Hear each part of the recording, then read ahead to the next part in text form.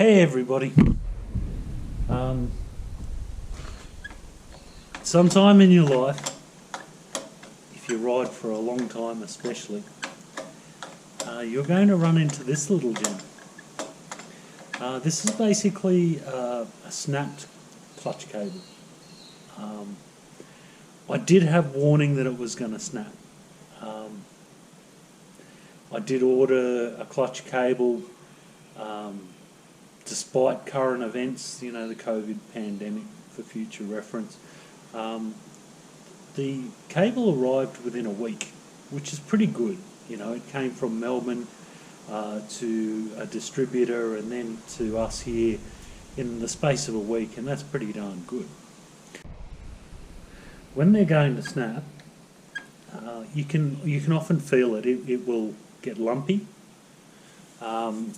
Generally, the cable will fray, and then the remaining cable will stretch. So suddenly the adjustment isn't right either. Suddenly the point where the clutch releases is not as good. The clutch becomes sticky. It's not smooth as the frayed parts of the cable catch on the wherever it's, you know, on the side of the cable liner, or the most common place for it to break is up here on the handle, on the clutch lever. So it will happen to you unless you've got a hydraulic clutch. It's not hard to replace. Now, in fact, it's so easy to replace. I'm going to do it right now in front of your eyes with a cracked rib, a hematoma on my left knee, and a very badly bruised tailbone. So I'm going to make some noises while I'm doing this. There will be some foul language. Children, you should block your ears. Unfortunately, I was on Sparta a couple of days ago, and a gentleman did not give way to his right or yield to a vehicle already travelling in the roundabout, and basically hit me with a Jeep Cherokee, which I assure you weighed 2.5 tons. And I knew all about it. So enough of my boasting. I am going to make some noises though. I'm you know, the cracked rib is absolute agony. Anybody who knows about cracked ribs and breathing while you've got cracked ribs, you know, you'll understand what I'm saying. So let's get stuck into it. Right, what you need first of all is a replacement cable. There's no point in messing with it until you've got one. Okay, so the part number is 22870-KPN-AOO, and that's the genuine item. There are aftermarket clutch cables out there on very popular sites that are used for motorcycle parts. What I'd like to remind you guys is that old story in life: you do get what you pay for. Okay? Alright, so we have our replacement cable. Let's dig in. Now, on the subject of getting what you pay for, I noticed recently a comment on a news group about a gentleman who found some brake pads for his CB125E for I think it was $14. Now, I personally wouldn't trust my life to a $14 set of brake pads. I use Ferroto. They make excellent brake pads for front and rear for these bikes. Okay. Now we'll start by taking this boot off. And what you'll see here, move the handlebar more into you. What you can see here is that there is an adjuster on this. There's adjustment on both ends of the clutch cable. Now, when your cable is intact, there's actually a slot there in this adjuster on both the locking nut and the adjusting screw itself. And you would line that up with a groove that's also there in your clutch lever, and effectively you would be able to pull your cable out like that. Now that's what I was talking about with the fraying. Okay, so what we need to do is make sure that there's no remaining part of that clutch cable left. I've actually taken that adjuster off. There we go. Isn't that just lovely? I believe that this is this bike's first, this is the original clutch cable. So I'm not even going to speculate as to how many kilometres it's done. We've lost track of how many kilometres this thing has travelled.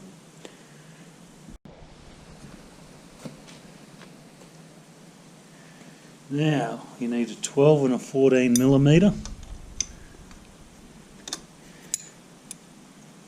You may need the 12 to grab that side. This one is the 14 millimetre, and we just undo that because we need to be able to take this cable right out, which is like very easy because it's an old cable, so it's longer than when it came out of the factory, and it's broken.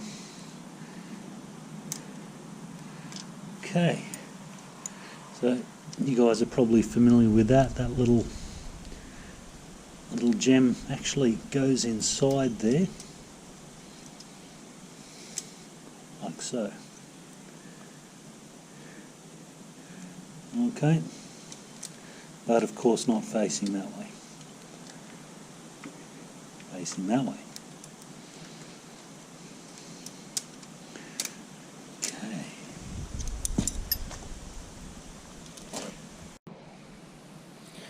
Okay, now having disconnected the cable at both ends,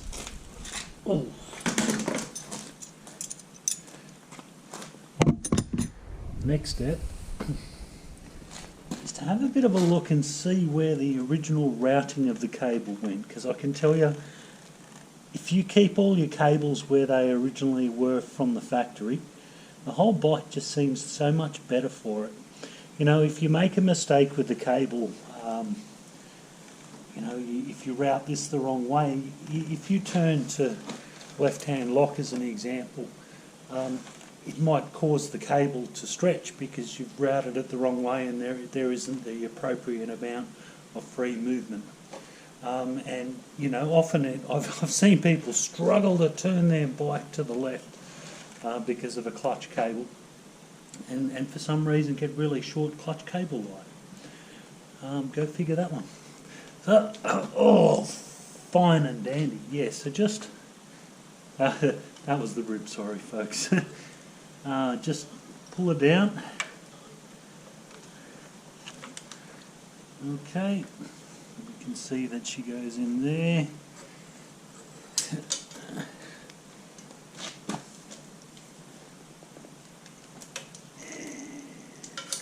Out of there. And there's our old dead clutch cable gone.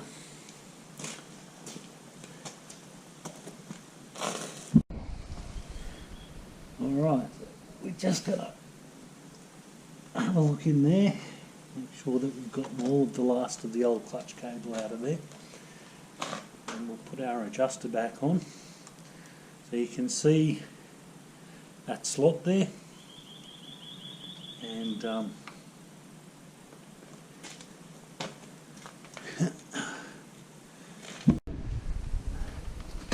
what we want to do is screw this guy right back in again, because we're going to have a nice new cable.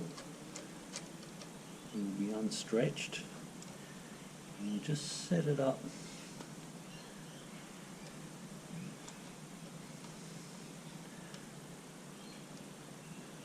so that all lines up, so that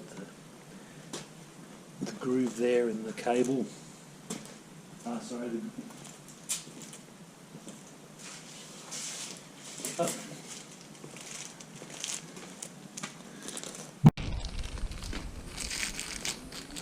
Yep, so we'll make sure that all lines up, so when we put our cable on there, we'll be able to thread the cable where it needs to go.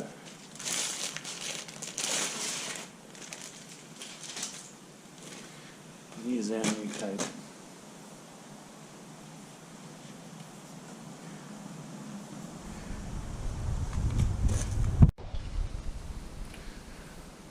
Okay, so because we were clever and we actually made note of where the cable went, we can just walk up and put it back where it belongs.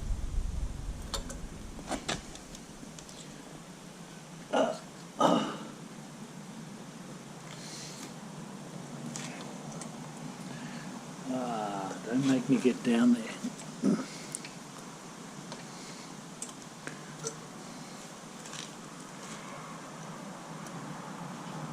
That's it.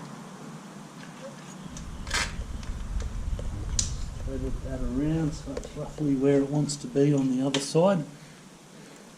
But we're going to do the handlebar end first. And we're going to poke that back up where it came from.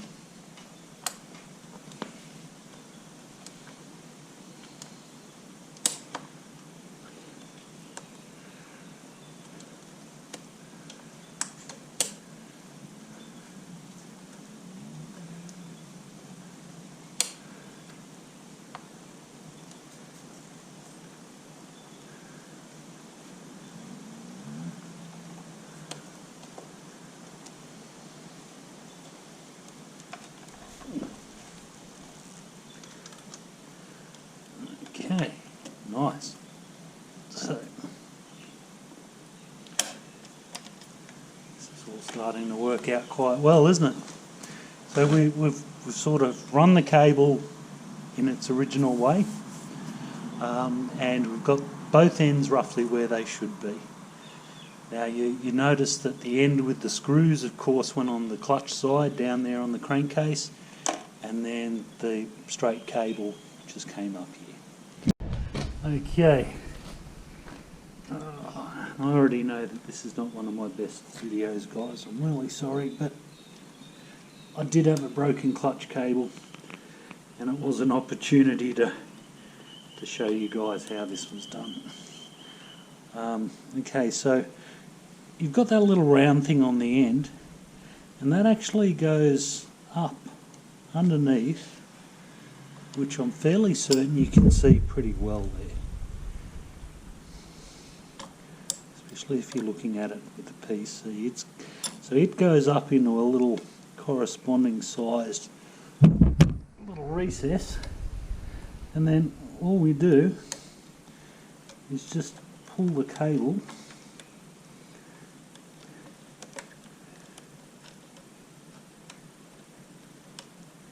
into that slot.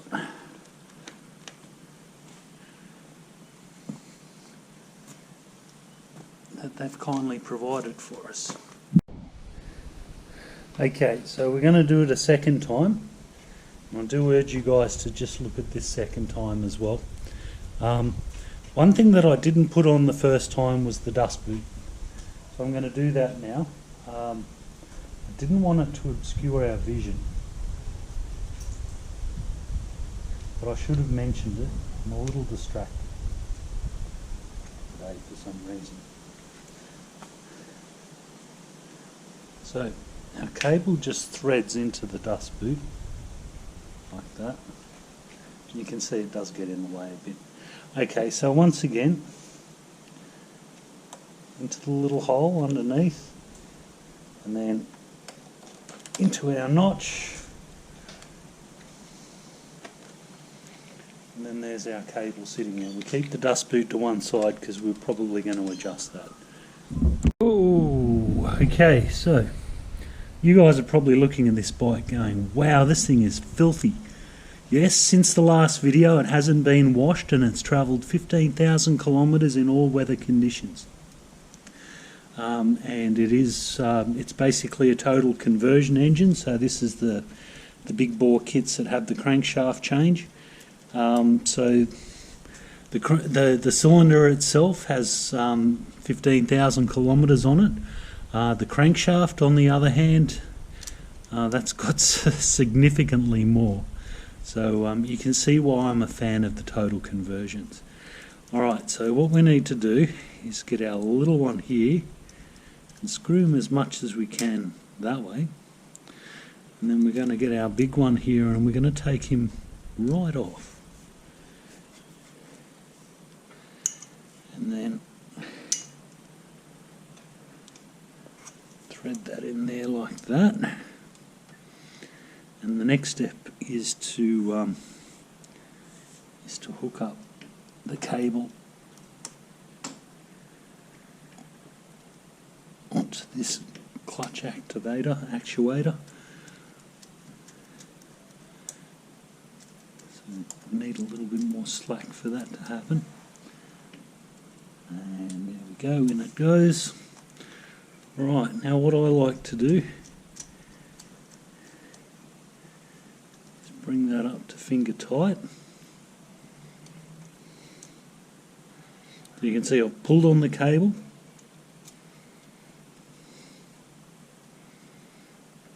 It's probably a bit too much. Let it go a little bit. And then we'll bring the other side up as well. We'll actually lock it into place.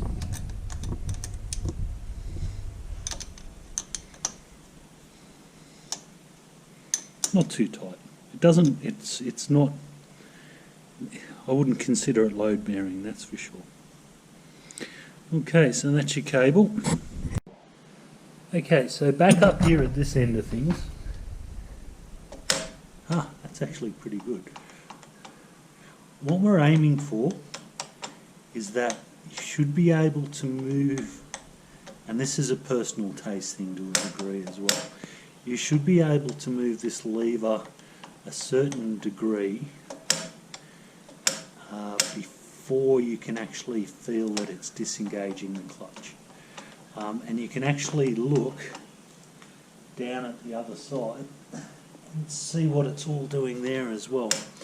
Now I actually think that for my taste and for the general taste of those who use this machine, that's probably a little tight. There may be some initial stretching though. Oh, that's beautiful. Look at how smooth that is. Oh, so our dust boot just slides over the top. And there you go. One clutch cable replacement. I might just go a little bit further on this adjuster, just contemplating it. You release it by unlocking it, so that if you turn this looking that way, it's anti-clockwise like a normal bolt. And then your adjuster, you also turn anti-clockwise, and that will introduce tension on the cable. And then all you've got to do, when you're happy with it, is just turn that lock nut in the tightening position, and that will keep your adjustment from changing. But we'll put that back to where it belongs. Okay, so I'm sorry about the crummy video. Sort of contemplating whether or not to show you my tailbone and the damage to that. But I think YouTube would not appreciate me bearing my ass for you guys. And as a general rule, if I'm going to bear my behind for anybody, they should at least buy me a drink. Have a great day.